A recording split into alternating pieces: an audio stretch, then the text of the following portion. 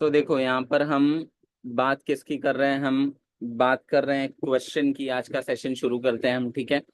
तो क्वेश्चन है, find the number of electron required to neutralise 1 nanocoulomb charge on a conducting plate, ठीक है।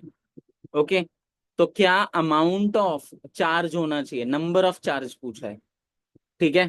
तो एक प्लेट है, उस प्लेट पर 1 नैनोकुलम का चार्ज है, क्लियर। ओके, अब इसको न्यूट्रलाइज करने के लिए क्या नंबर ऑफ चार्ज मुझे प्रोवाइड करना पड़ेगा।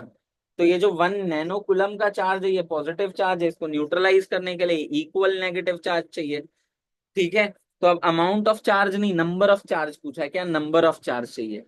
If the plate earth find the direction of flow of electron, what will happen to the mass of the plate, ठीक है। अब देखो आगे बढ़ते हैं। सबसे पहले तो मैं यहाँ पर यूज कर रहा हूँ concept of quantisation of charge, और फॉर्मूला यूज करूंगा मैं Q is equals to N into E, ये फॉर्मूला यूज कर रहा हूँ, ठीक है। सो ये मैंने यूज कर लिया, Q is equals to N into E. अब ई का वैल्यू हम सबको पता है, 1.6 इंटू 10⁻⁻⁹ कूलम है। Q का वैल्यू क्वेश्चन में ही गिवन है, 10⁻⁹ कूलम, राइट, 1 नैनोकुलम। सो ये लिख लिया मैंने, ये स्टेप आ गया। So 1 into 10⁻⁹ coulomb is equals to n into 1.6 into 10⁻⁹ तो n की वैल्यू क्या मिल गई, देखो n की वैल्यू मिल गई मुझे 6.25 इंटू 10⁻⁹ इलेक्ट्रॉन, क्लियर है। तो इतना अमाउंट ऑफ चार्ज मुझे प्रोवाइड करना पड़ेगा to neutralise it. Okay, I hope इतना क्लियर है सबके लिए। सो आगे बढ़ते हैं। So when the plate is earth, the electron will flow from earth to plate. As such, the mass of the plate will increase. So electron earth से plate की तरफ फ्लो हो रहा है, क्योंकि न्यूट्रलाइज करना है, तो इलेक्ट्रॉन फ्लो हो रहा है प्लेट की तरफ। अब अगर मेरा इलेक्ट्रॉन प्लेट की तरफ फ्लो हो रहा है, तो हर एक जाता हुआ इलेक्ट्रॉन, ये रहा प्लेट और ये रहा अर्थ, तो ये इलेक्ट्रॉन फ्लो हो रहा है अर्थ से प्लेट की तरफ। अब हर एक जाता हुआ इलेक्ट्रॉन अपने साथ मास भी कैरी करेगा, जो मास की वैल्यू होगी 9.1 इंटू 10⁻⁻31 कूलम, क्लियर है इतना। ओके, सो कितना मास ट्रांसफर होगा, तो नंबर ऑफ चार्ज या number of electron into mass of 1 electron, तो इतना मास प्लेट का इंक्रीज हो जाएगा, ठीक है। आई होप ये क्वेश्चन क्लियर होगा। नेक्स्ट क्वेश्चन पर चलते हैं हम। अब देखो अगला क्वेश्चन क्या है हमारा, हमारा नेक्स्ट क्वेश्चन है, a body is having a charge of 3 into 10⁻⁻12 coulomb. तो बॉडी के पास जो चार्ज की वैल्यू है, Q की वैल्यू है, वो Q की वैल्यू मेंशन कर रखी है क्वेश्चन में, 3 इंटू 10⁻⁻12 कुलम, ठीक है। Determine whether this statement is true और फॉल्स। ओके, सो अब ये समझते हैं कि ये स्टेटमेंट ट्रू है या फॉल्स है, तो मतलब क्या ये चार्ज एग्जिस्ट कर सकता है या नहीं कर सकता है, यही बात हो गई ना ये, करेक्ट। सो बेसिकली एन की वैल्यू मैं कैलकुलेट करूंगा, और एन की वैल्यू अगर होल नंबर आ गई, तो मतलब चार्ज जो है वो एग्जिस्ट करेगा, करेक्ट। तो वापस मैं क्वांटाइजेशन ऑफ चार्ज यूज करूंगा। उसके पहले मैं ई की वैल्यू लिख रहा हूं, 1.6 इंटू 10⁻⁻19 कुलम, ये स्मॉल ई का वैल्यू होता है, राइट, ये फिक्स वैल्यू है। आई होप इतना ठीक है सबके लिए। तो वापस देखो यहाँ पर मैं क्या कंसेप्ट यूज करूंगा, जो लास्ट क्लास हमने पढ़ा था, क्या पढ़ा था, क्वांटाइजेशन ऑफ चार्ज। तो मैं इक्वेशन यूज कर रहा हूँ यहाँ पर, Q is equals to N into E. तो n की वैल्यू बन जाएगी capital Q by E. So Q क्या बन रहा है, 3 into 10⁻⁻12 divided by 1.6 into 10⁻⁻19। So अब जब यहां से मैं n के लिए सॉल्व करता हूं, तो n की वैल्यू आ जाएगी, अब कैलकुलेशन कर लेना तुम लोग, 1875 इंटू 10⁻⁴, ये आ रहा है n का value. Okay, so which is a whole number, ठीक है। तो यहां पर देखो आगे क्या लिख रहा हूं मैं, the charge on body must be integral multiple of E. Integral multiple of E, correct? Hence, n is a whole number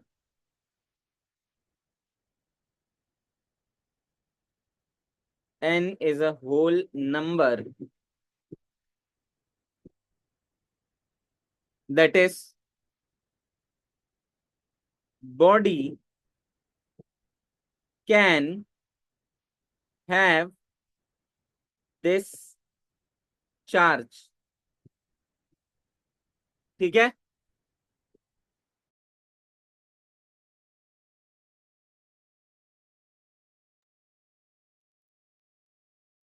चलो आगे बढ़ते हैं।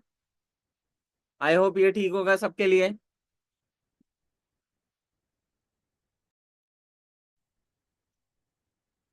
आई होप ये क्वेश्चन ठीक होगा सबके लिए। ठीक है, तो ये स्टेटमेंट क्या है? ये स्टेटमेंट है ट्रू। नेक्स्ट क्वेश्चन पर आते हैं। अब ये नेक्स्ट क्वेश्चन क्या है देखो। नेक्स्ट क्वेश्चन में मेंशन किया है estimate the number of electron, मतलब स्मॉल एन की वैल्यू की बात की गई है। Estimate the number of electron in 36 gram of water.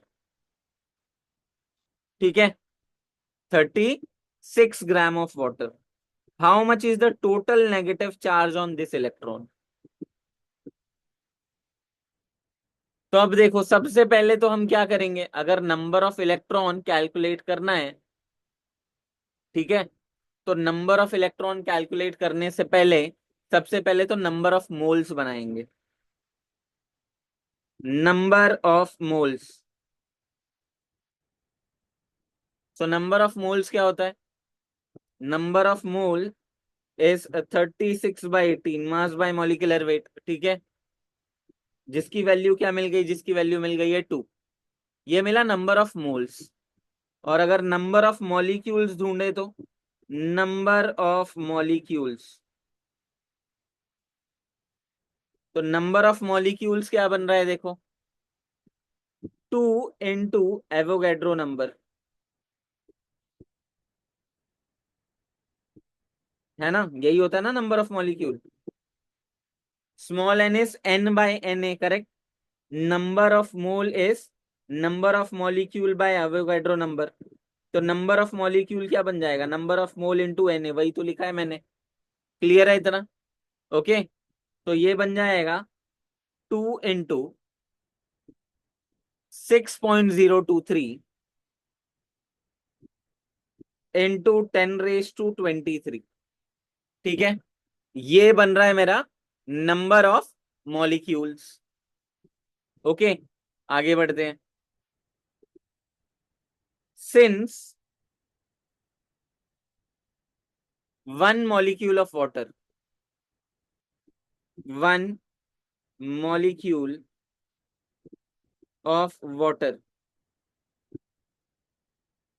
मतलब H2O, उसके पास कितने इलेक्ट्रॉन होते हैं? Is having 10 electron. अब ये केमिस्ट्री में पढ़ा होगा तुमने। Is having 10 electrons. So number of electron क्या बन जाएगा? नंबर ऑफ इलेक्ट्रॉन्स, ये क्या बनेगा? तो नंबर ऑफ इलेक्ट्रॉन बनेगा 2 इंटू 6.023 इंटू 10⁻23 इंटू 10। तो ये बन रहा है 12 इंटू 10⁻24, जो बन गया नंबर ऑफ इलेक्ट्रॉन्स। ठीक है, तो टोटल नेगेटिव चार्ज क्या होगा? Number of electron into negative charge की वैल्यू। तो total negative charge on electron. So total negative charge on electron बनेगा 12 इंटू 10⁻²⁴ इंटू 1.6 इंटू 10⁻⁻19। तो ये बन जाएगा 1.96 इंटू 10⁻⁶ कूलम। ठीक है, सो आई होप ये ठीक होगा सबके लिए। ये बन जाएगा मेरा total negative charge on electron. ठीक है, इतना सबके लिए। Total negative charge on electron ये बन गया, इसको मार्क कर दे रहा हूं मैं। अब हम बढ़ेंगे हमारे नेक्स्ट क्वेश्चन पे। ठीक है, अगला क्वेश्चन क्या है देखो। Estimate the charge in 26 gram of Na+। Estimate the charge in 26 gram of Na+, ये क्वेश्चन है। ठीक है,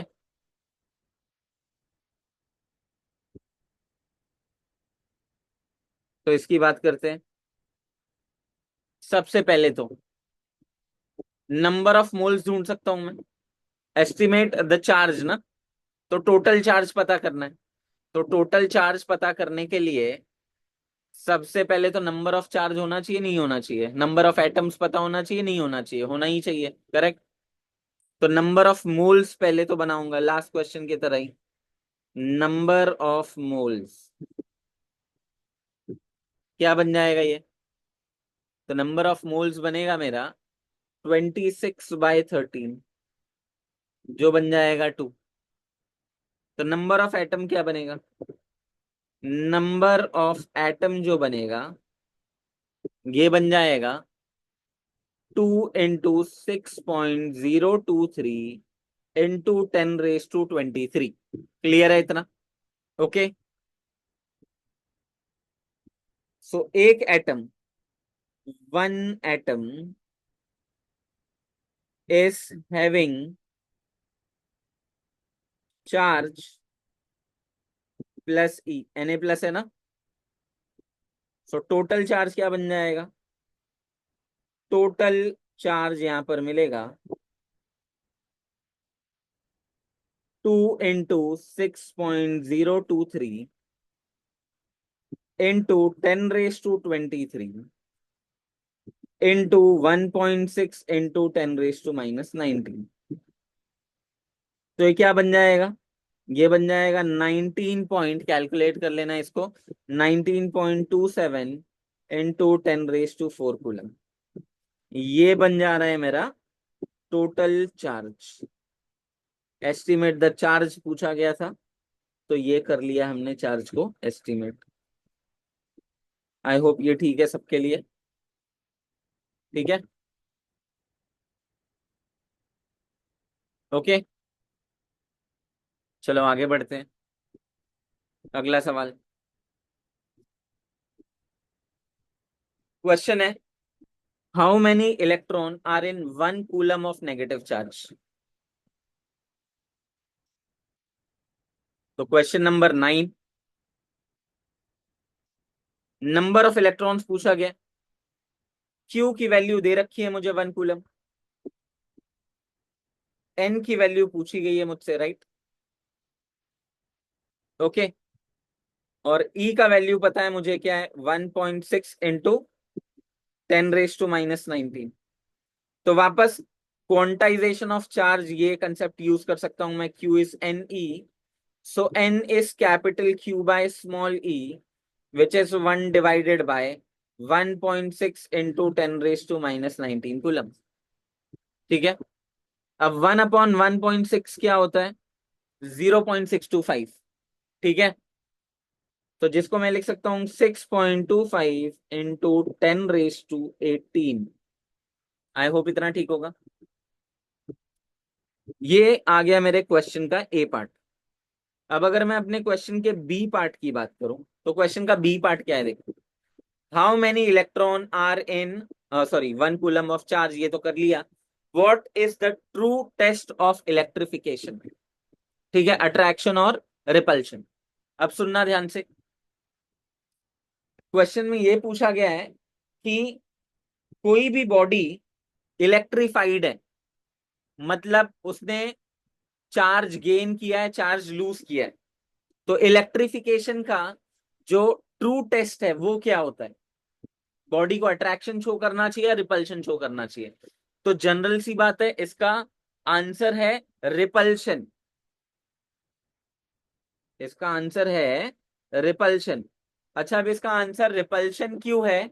उसका आंसर रिपल्शन इसलिए है कि जो चार्ज बॉडी होता है वो अनचार्ज बॉडी को भी अट्रैक्ट कर सकता है। तो लिख रहा हूं मैं, as a charge body, as a charge body